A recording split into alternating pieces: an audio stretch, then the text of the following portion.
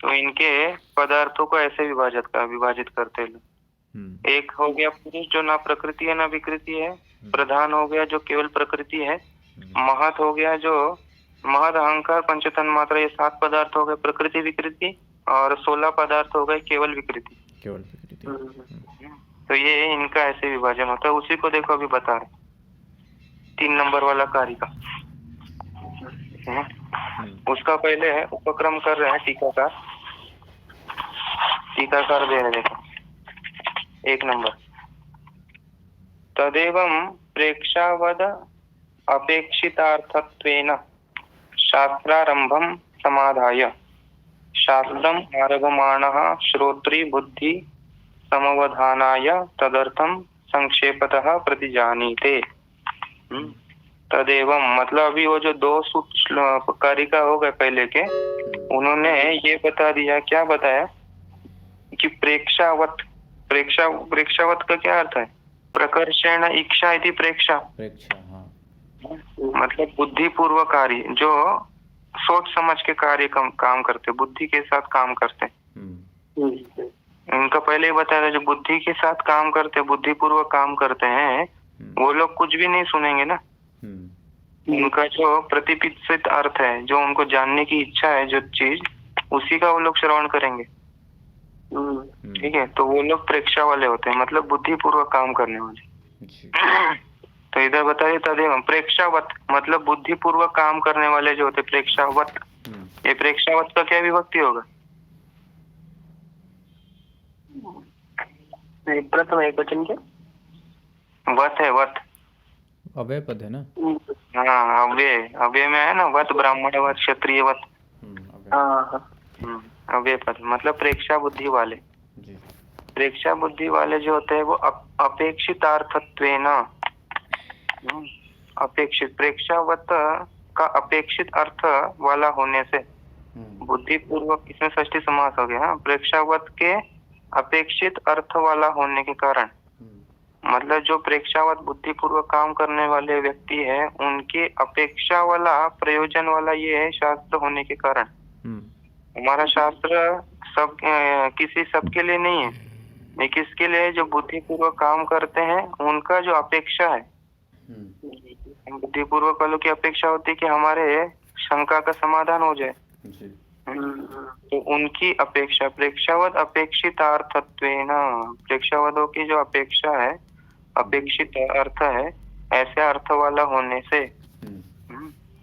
शास्त्रारंभम समाधाय, यहाँ तक फिर बता दिया कि जो बुद्धि वाले काम करते हैं उनके अपेक्षित अर्थ को हम लोग बताएंगे। इसलिए इस शास्त्र का आरंभम शास्त्रारंभम, शास्त्र से आरंभम इति शास्त्रारंभम, ये शास्त्र का आरंभ कर रहे हैं। हमारा जो मोक्ष शास्त्र है, तत्व ज्ञान वाला सांख्य शास्त्र, इसका आरंभम समाधाय, समाधाय ये इसका अर्थ है उसका समाधान करके।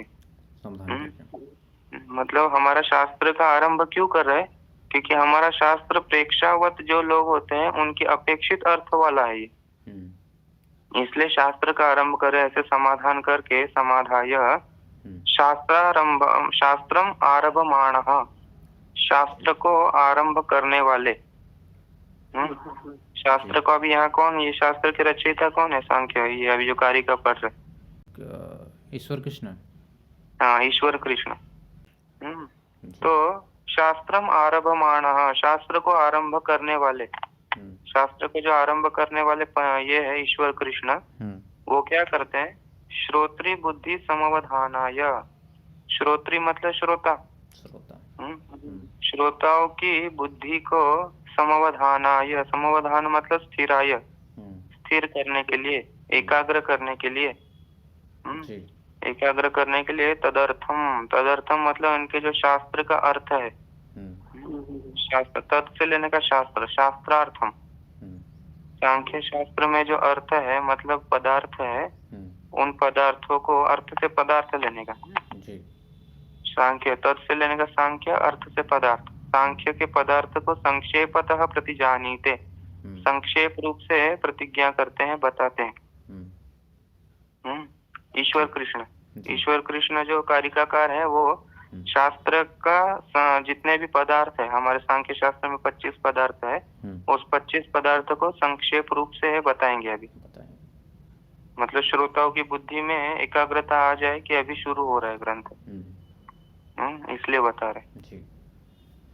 तो देखो उसका कार्य का मूल प्रकृति रविकृतिर महदाद्याः प्रकृति विकृतयः सप्त षोडशकस्तु विकारो न प्रकृतिर्न विकृतिः पुरुषः। मूल प्रकृति विकृति महदाद्या प्रकृति विकृत्य सप्तः षोडशकस्तु विकारो न प्रकृति विकृति पुरुषः। ठीक है, तो पहला पाद है मूल प्रकृति रविकृतिर, यहाँ तक। फिर महदाद्याः प्रकृति विकृतयः सप्त, फिर है षोडशकस्तु विकारो, यहाँ तक। फिर आगे न प्रकृति न विकृति पुरुष। इसको आप लोग गिन लेना बाद में अक्षर। देखो अभी ये कारिका का अर्थ समझ लो। अभी हम लोग ने जो पेपर में देखा ना वही दिया है, देखो ये मूल प्रकृति ही अविकृति ही। पेपर में था वो मूल प्रकृति जो राइट हैंड साइड में था प्रधान, वो प्रधान कैसा है? अविकृति है ना, किसी का विकार नहीं है, ये विकार नहीं, केवल प्रकृति था। मतलब उससे कई चीज उत्पन्न हो जाएंगे, वो किसी से उत्पन्न हुआ ऐसा नहीं, ऐसा नहीं। अविकृति मूल प्रकृति कैसी है? अविकृति। अविकृति मतलब उसका विकार नहीं होता। ठीक है, और दिया आगे महदाद्याः प्रकृति विकृतयः सप्त। महदादि जो 7 थे, महदादि 7 कौन कौन थे? महत आदि 7 ना। महत अहंकार, उसके बाद पंच तन्मात्रा, ये 7 हो गए। तो महदाद्याः सप्त, ये महदादि जो 7 थे ये लोग प्रकृति भी थे और विकृति भी थे, इसलिए दे दिया महदाद्याः प्रकृति विकृतयः सप्त। महदादि 7 प्रकृति भी है और विकृति भी है। आगे दे रहे षोडशकस्तु विकारो, षोडशकः 16, जो 16 पदार्थ है। क्या क्या है संजय जी 16 पदार्थ? 16 पदार्थ पंचतन्मात्रा म्हणजे एक पंच ज्ञानेंद्रिय, पंच कर्मेंद्रिय, एक मन और पंचभूत। ये 16 जो है ये विकार, केवल विकृति है, विकार। और पुरुष कैसे बोलते हैं? न प्रकृति न विकृति ही पुरुषः। पुरुष न प्रकृति है न विकृति है। ऐसे 25 पदार्थों को इसमें कारिका में गिना दिया। ये सरल है ना? वही पेपर में जो है वही दे दिया, वही चीज है। देखो उसी को बता रहे अभी यहाँ पर टीकाकार मूला इति। अभी स्पष्ट करे, देखो संक्षेपतः ही शास्त्रार्थस्य चतस्रः विधाः। ये जो शास्त्रार्थ, शास्त्र मतलब सांख्य शास्त्र का जो अर्थ है, अर्थ मतलब पदार्थ। सांख्य शास्त्र से लेने का सांख्य शास्त्र, उसका अर्थ सांख्य शास्त्र से पदार्थ। सांख्य शास्त्र के पदार्थ संक्षेपतः चतस्रः विधाः, संक्षेप रूप से 4 प्रकार के हैं। शास्त्र, शास्त्र से क्या लिया? सांख्य शास्त्र। सांख्य शास्त्र से अर्थ, जो सांख्य शास्त्र के पदार्थ है वो संक्षेपतः मतलब संक्षेप रूप से चतस्रः विधाः 4 प्रकार के, 4 प्रकार के संक्षेप रूप से इनके पदार्थ है। ठीक है, 4 क्या क्या है? एक है पुरुष न प्रकृति न विकृति, दूसरा है मूल प्रकृति जो अविकृति है, और महदादि 7 पदार्थ है जो प्रकृति विकृति दोनों है, और 16 विकार जो केवल विकृति है। ये 4 जो 4 मैंने लाल पेन से नीचे लिखा था ना पेपर में, हाँ 4 1 2 3 4। पुरुष न प्रकृति न विकृति, प्रकृति केवल प्रकृति, महद अहंकार पंचतन्मात्रा प्रकृति विकृति, और 16 पदार्थ केवल विकृति। ये 4 भाग में इनका पदार्थों का विभाजन होता है। तो ये बता दिया। संक्षेपतः शास्त्रार्थ से, सांख्य शास्त्र का जो पदार्थ है वो संक्षेप रूप से 4 प्रकार के हैं। 4 प्रकार के जो उधर लाल पेन से लिखा है वही 4 प्रकार। तो क्या क्या है उसको बता रहे। देखो कश्चिद अर्थ, कश्चिद अर्थ मतलब कोई कोई पदार्थ कैसा है? कश्चिद अर्थ प्रकृति रहेगा, कोई कोई पदार्थ केवल प्रकृति है, कौन है केवल प्रकृति चारों इसमें? प्रकृति प्रधान। प्रधान, वो केवल प्रकृति है। अगर कश्चित अर्थ तो विकृति है, वह कोई कोई पदार्थ तो केवल विकृति है। कौन पदार्थ विकृति है? केवल पंच तन्मात्रा, पंचभूत, केवल विकृति 16 पदार्थ है। 16 पदार्थ केवल विकृति है। और बोलते कश्चित प्रकृति विकृति, कोई कोई प्रकृति भी है विकृति भी है। कौन है? 7 महद अहंकार पंच तन्मात्रा, ये प्रकृति भी है विकृति भी। और कश्चित अनुभय रूप, कश्चित अनुभय, दोनों भी नहीं, न प्रकृति है न विकृति है। पुरुष कश्चित अनुभय रूप, उभय रूप मतलब दोनों रूप, न उभय रूप इति अनुभय रूप मतलब दोनों भी नहीं है, प्रकृति भी नहीं है और विकृति भी नहीं। कौन है ऐसा? पुरुष। तो ये बता दिया इन्होंने 4 प्रकार।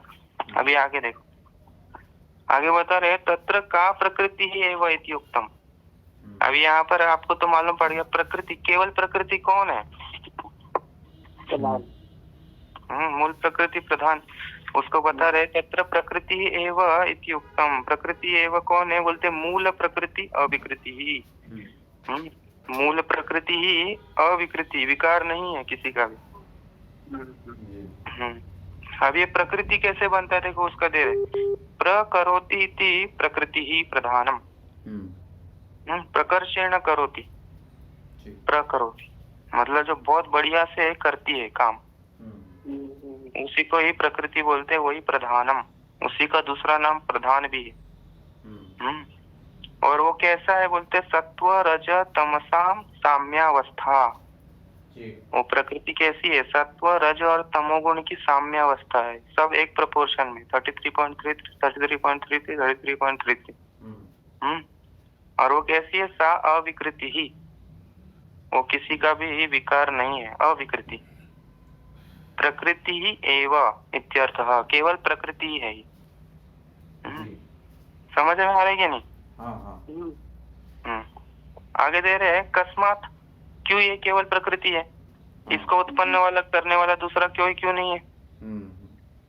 होना चाहिए ना, प्रकृति जो साम्य तीनों गुण की साम्यावस्था है, उसको भी किसी ने उत्पन्न करना चाहिए। तो क्यों नहीं मानते उसको?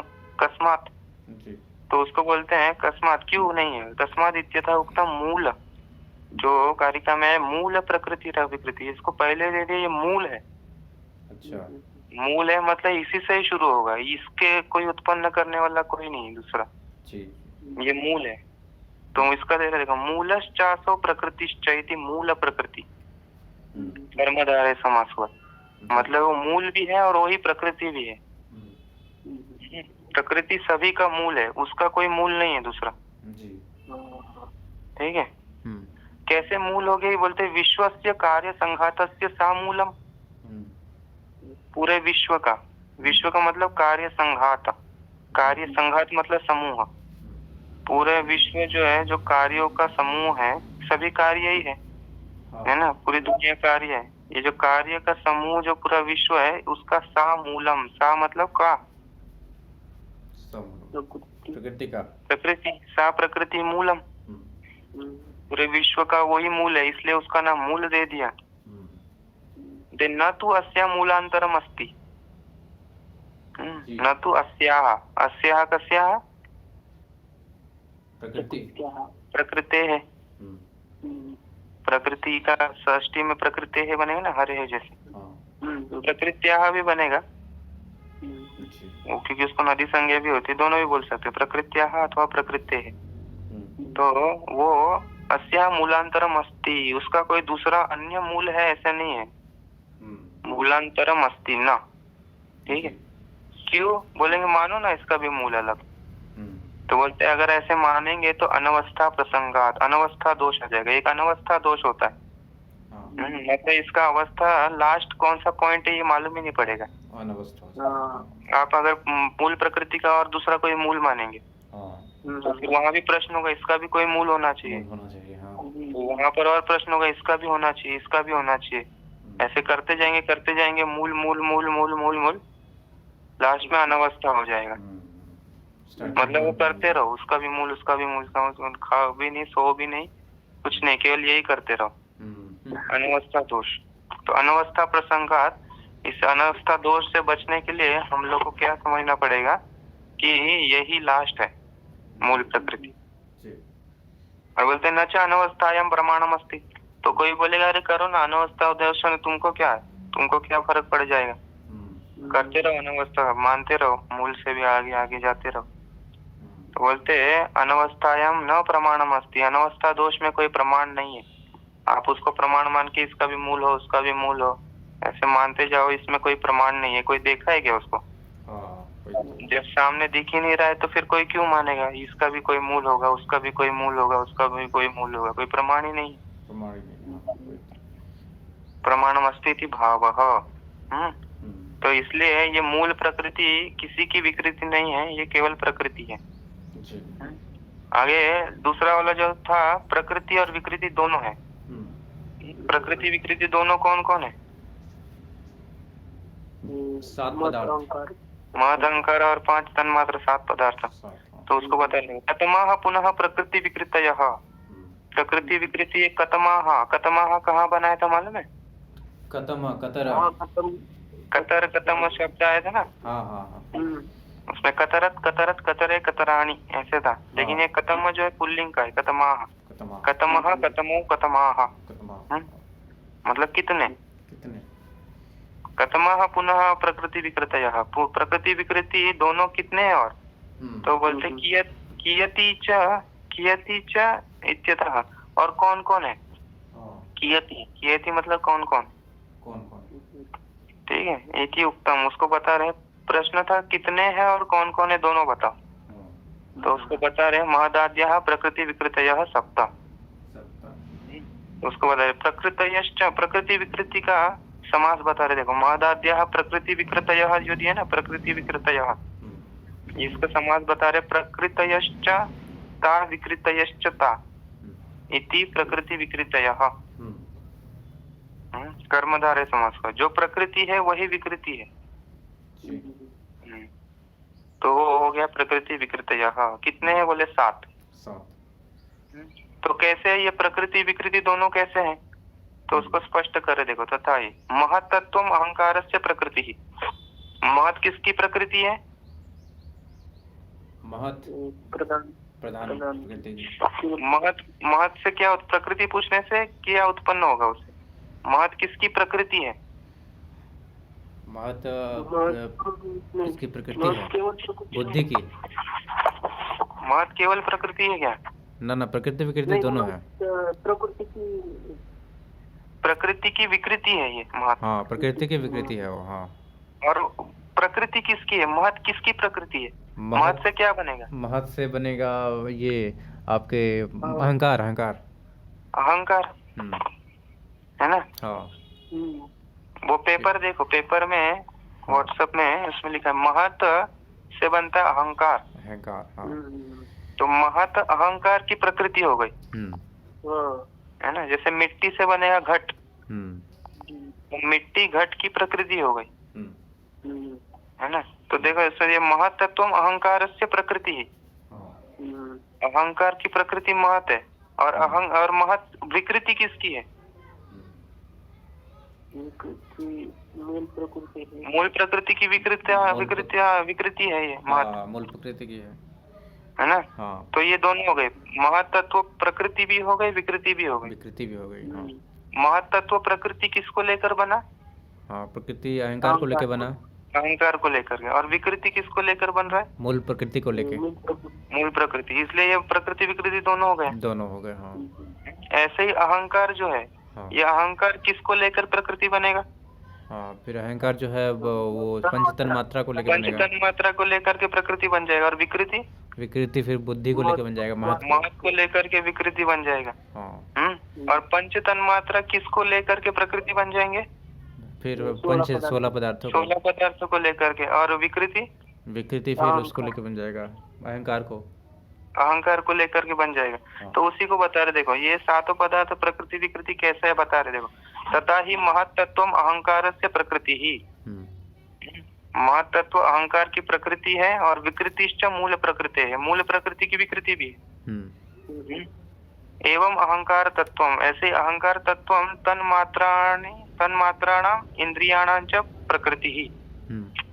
अहंकार तत्व जो है वो तन्मात्र, पंच तन्मात्र और इंद्रियों की प्रकृति है। और विकृतिश्च महत्, और महत् की विकृति भी है। एवं पंच तन्मात्राणि भूतानाम आकाशादीनाम प्रकृतया, पंच तन्मात्रा जो ये भूत, जो आकाश आदि 5 भूत है, इन सब की प्रकृति है। ठीक है। और विकृतयश्च अहंकारस्य, अहंकार की विकृति भी है। ये बता दिया कि सातों पदार्थ प्रकृति और विकृति भी है। आगे बता रहे अथ का विकृति है, वह कौन कौन से पदार्थ केवल विकृति है। कितने पदार्थ है केवल विकृति? 16 है। उसको बताया कियति च, और कितने हैं वो बताओ। तो वतित्यतः उक्तम षोडशकस्तु विकारः। षोडशकः कैसे बनेगा उसको बता देगा। षोडशकः संख्या परिमितो गणः षोडशकः। ये जो षोडश है संख्या, इससे एक कन प्रत्यय होता है, एक सूत्र है संख्यायाः अतिशदन्तायाः कन, ऐसे सूत्र है। तो कन प्रत्यय होकर के षोडशक, उसका अर्थ है षोडश संख्या परिमितः, मतलब 16 संख्या परिमाण वाला। 16 संख्या इतना परिमाण है जिस गण का, उस गण को बोलेंगे षोडशक। मतलब 16 संख्या वाला गण, मतलब ऐसा गण है जिसमें 16 चीज है अंदर में। उसको बता रहे षोडशक, षोडश संख्या परिमितो गणः षोडशक। कन प्रत्यय हो गया संख्यायाः अतिशदन्तायाः कन, ऐसे सूत्र है संख्यायाः अतिशदन्तायाः कन। तो ये बता दिए। बोलते तू शब्द अवधारण है, इसमें जो आया षोडशकस्तु, ये जो तू शब्द है ना, षोडशकस्तु विकार है, ये तू शब्द का अवधारण अर्थ में, अवधारण मतलब एव अर्थ में, ही मतलब 16 ही विकार है। विकार 16 ही है, उससे ज्यादा नहीं। ही देखो, तू शब्द अवधारण है, अवधारण मतलब एव अर्थ में, एव अर्थ में है। और बोलते हो भिन्न क्रम, भिन्न क्रम मतलब उसका क्रम भी जो दिख रहा है आपको, षोडशकस्तु विकार है, ये तू यहाँ बीच में नहीं आएगा, ये लास्ट में आएगा। षोडशकः विकार तू, ऐसे होगा। 16 विकार ही है, ऐसे भिन्न क्रम में चले जाएगा, विकार के साथ में आएगा उसका अन्वय। भिन्न क्रम मतलब कारिका के क्रम में उसका अन्वय नहीं है, उसका अन्वय भिन्न क्रम में है, एवं जो है विकार के साथ आएगा। ये 16 विकार ही है, मतलब इससे ज्यादा विकार नहीं है और कोई। देखो पंच भूतानि एकादशेन्द्रियाणि, कौन कौन है इसको बता रहे। 5 भूत, पंचभूतानि, और एकादश इंद्रियाणि, 11 इंद्रिय। 11 इंद्रिय क्या क्या है? पंचविज्ञानेन्द्रिय, पंचकर्मेंद्रिय और मन। मन भी इंद्रिय ही, अंतर इंद्रिय। तो ये एकादश 11 इंद्रिय हो गया, 5 महाभूत हो गया। चैति षोडशको गणो विकार एवं न प्रकृति, ये सब विकार ही है, किसी की प्रकृति नहीं है। तो यद्यपि बोलते यद्यपि पृथ्व्यादीनाम अपि गो घट वृक्षादय विकाराः, बोलते हैं हम तो देखते हैं पृथ्वी के भी विकार होते हैं, गो घट वृक्ष, तो ये लोग को विकृति क्यों नहीं मानते। और तो यद्यपि पृथ्व्यादीनाम गो घट वृक्षादय विकाराः, वो तो विकार है पृथ्वी की। और एवं तद विकार भेदानाम, और इनका भी विकार हो जाता है, गो का भी विकार हो जाता है। गो का विकार क्या होता है? दूध दही ये सब, दूध गो का, गाय का विकार है। गो का विकार है दूध। और वृक्ष का विकार है बीज, है ना। और फिर दूध का भी और विकार हो जाता है, दूध से दही बन जाता है। और बीज से अंकुर बन जाएगा। तो इतना सब तो विकार हो रहा है। पृथ्वी से गो बना, गो से दूध बना, दूध से दही बन गया। और वृक्ष, पृथ्वी से वृक्ष बना, वृक्ष से बीज बना, बीज से फिर अंकुर बन गया। तो ये सब तो विकार तो है ही है। तो बोलते हैं यद्यपि पृथ्व्यादीनाम अपि गो घट वृक्षादयः विकाराः, ये भी विकार है। एवं तद विकार भेदानाम पयो बीजादीनाम। पयो मतलब दूध है ना, गो का विकार दूध है, फिर बीज है, वृक्ष का विकार बीज है, बीजादीनाम।